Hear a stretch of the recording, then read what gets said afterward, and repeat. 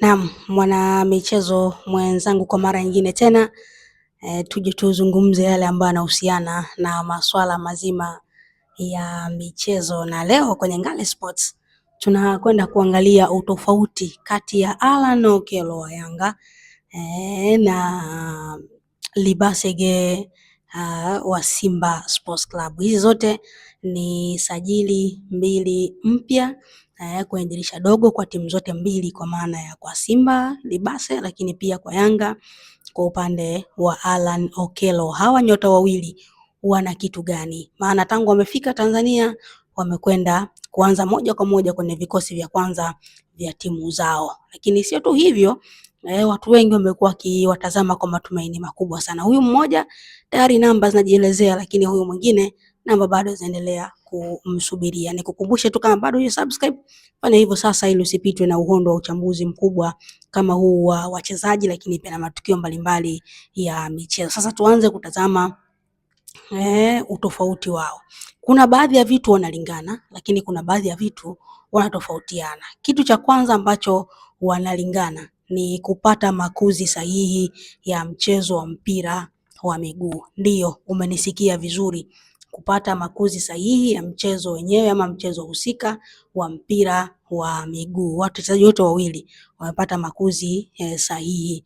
Huyu Alan Okello, raia wa Uganda, yeye alipata makuzi ama alianza kuonekana kwenye ile project ya Uganda, ama kwa maana ya shirikisho la mpira wa miguu nchini Uganda, FUFA, lilianzisha project ya kutengeneza vijana, na mashindano mbalimbali yalikuwa yanafanyika kiitwa Airtel Rising Star. Kama unakumbuka, ni miongoni mwa nyota ambao wametokea huko kwenye hiyo michuano au kama hiyo kwenye hiyo project ambayo Uganda ilizalisha wachezaji wengi sana. Sio tu huyu Alan Okello, akina Sadati Anaku, tumeona akina Brighton Ukani, hao wote walikuwa wamepata nafasi ya kuonekana kwenye hiyo project ya kutengeneza wachezaji katika umri mdogo kutokea shuleni ama mavyuoni wakiwa na wakati bora sana. So alivyotoka hapo akajiunga na KCCA ya Uganda akacheza, lakini baadaye akapata dili la kwenda kule nchini Algeria katika klabu ya Paradu.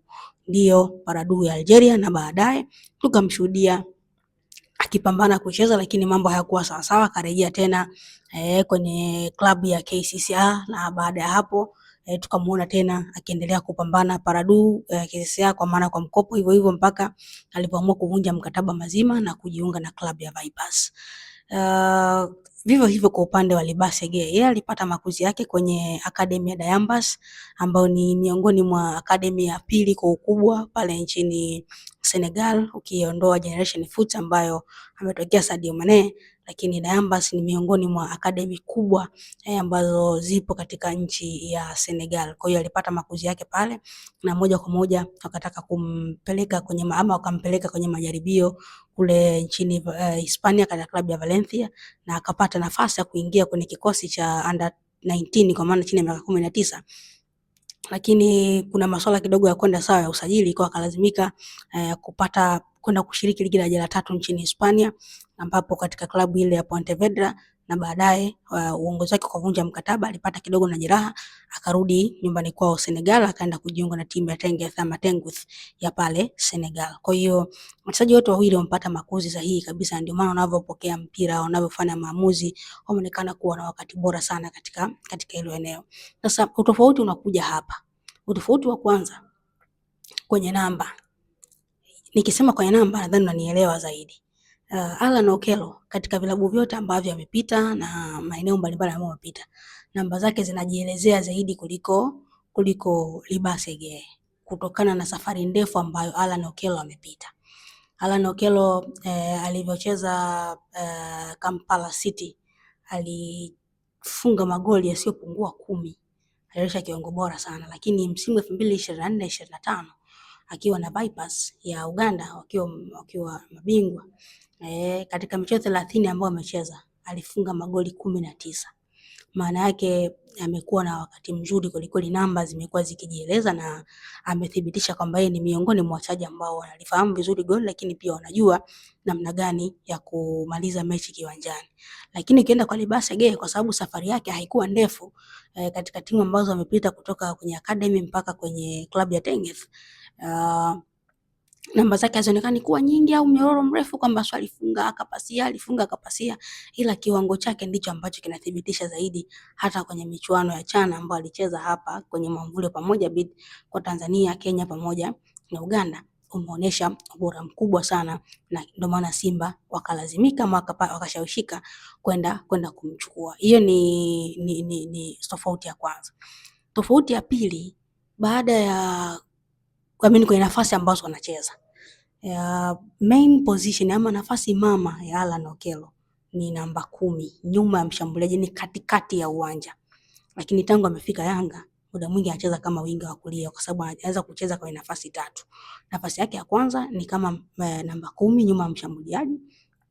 Nafasi yake nyingine ni winga wa kulia ama winga wa kushoto, kwa sababu ana matumizi sahihi kabisa ya miguu yake katika movement ambazo anapewa, kwa maana kokota mpira kwenye eneo la pembeni, lakini pia kupasia na kucreate baadhi ya matukio mazuri kwenye football akiwa eneo la katikati la uwanja. Hiyo pia ni tofauti nyingine ambayo ukienda kwa Libase yeye ni moja kwa moja mchezaji wa pembeni peke yake, sio kushoto na kulia. Amini sio katikati, ni kushoto na kulia. Muda mwingi ana uwezo wa kucheza kama mlinzi, kiungo wa mshambuliaji kutokea kulia ama kutokea kushoto. Na main position yake inaonekana ni zaidi kutokea kushoto, kwa sababu ana matumizi sahihi kabisa mguu wa kushoto. Lakini tangu amejiunga na Simba anacheza kama mlinzi kama kiungo mshambuliaji wa kulia ambaye anatumia mguu wa kushoto, na amekuwa akifanya matukio mengi sana kwa usahihi mkubwa ya Libase. Tofauti nyingine ambayo mpaka sasa imeshaonekana kujitokeza kwenye nguvu, matumizi ya nguvu na kwenye nafasi. Alan Okello haonekani kupendelea zaidi kugusana, zile kashikashi za mwilini, yani mchezaji ambaye anapenda kupata nafasi ili aweze kucheza.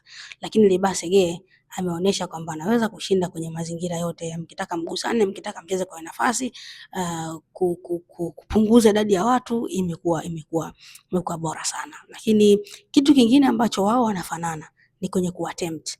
Aina movement ambazo Okello ameattempt zinafanana moja kwa moja na zile ambazo ameattempt Libase. Kukevu kutokea kulia, kukevu kwenda kwenye box timu pinzani. Alan Okello mpaka ninavyozungumza shagongesha miamba zaidi ya mara moja, na kama soma mara 2 kwenye ligi ya mabingwa. Lakini kwa Libase ameshafunga magoli 2. Attempt ambazo pia tumeziona ambazo amezifanya Alan Okello. Kwa maana ya attempt za Alan Okello kwa Yanga ni magoli 2 kwa upande wa Libase kwa upande wa Simba. Kwa maana anapokota mpira kuelekea pembeni, asudia eneo la katikati kidogo, ana shoot kwenda kumtazama mlinda lango wa timu pinzani. Wakati Okello ameisha kwa attempt, Libase amefunga moja kwa moja. So tofauti nyingine ni kwamba kwenye clinical, yani kwamba ule ukatili katika eneo la mwisho la umaliziaji, Alan Okello hajaonyesha huo ukatili, lakini tumemshuhudia kwa muda mwingi zaidi Libase akithibitisha kama yeye ni miongoni mwa walio bora zaidi katika hilo eneo. Lakini pia sio tu kuwa bora, ni miongoni mwa wachezaji ambao wana uwezo mkubwa wa kutumia nafasi katika eneo la mwisho. Ni kitu ambacho amethibitisha kwa ubora mkubwa, lakini pia ameonyesha kwa ubora mkubwa. Mpaka sasa Libase kwenye ligi kuu ameingia kwenye orodha wa wachezaji ambao wamefunga magoli ya mbali. Ameonyesha kiwango bora sana, wana magoli 2, lakini yeye ni miongoni mwa wachezaji ambao ndani ya muda mfupi kwenye kikosi cha Simba ameingia amekopa. Hivyo pia kwa Alan Okello ameingia amekopa, lakini kwenye kufunga bado Alan Okello hajafunga. Lakini kwa upande wa Libase ameingia moja kwa moja kwenye kikosi cha kwanza cha Simba na amefunga. Kwa hiyo tofauti ni hizo kwamba wanacheza kwenye mazingira ambayo kila mmoja alitamani kuona wakicheza, lakini pia wamethibitisha ubora wao katika mazingira ambayo kila mmoja alitamani kuwaona wakithibitisha katika hilo eneo la juu zaidi. Nikukumbushe tu mtazamaji wa Ngale Sports, tuna vitu vingi vya kuendelea kujuzana, kufahamishana kupitia ukurasa huu ama chaneli hii ya Ngale Sports huko YouTube. Kama bado huja subscribe, nikukumbushe tu kwamba fanya hivyo. Tuna uchambuzi mwingi sana, kwa sababu Yanga anakwenda kwenye ligi ya mabingwa dhidi ya AS Kabylie.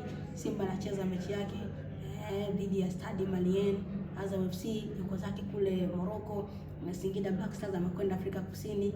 Kuna vitu vingi vya kuendelea kukuchambulia na kudavulia kwenye Ngale Sports. Hivyo ili usipitwe na uchambuzi wa matukio kama haya, nikwambie tu go ama nenda kabonyeze alama ya kengele. Kama umeshafanya hivyo, mkumbushe na mwenzio afanye hivyo. Hii ni Ngale Sports, mimi ninawapenda sana.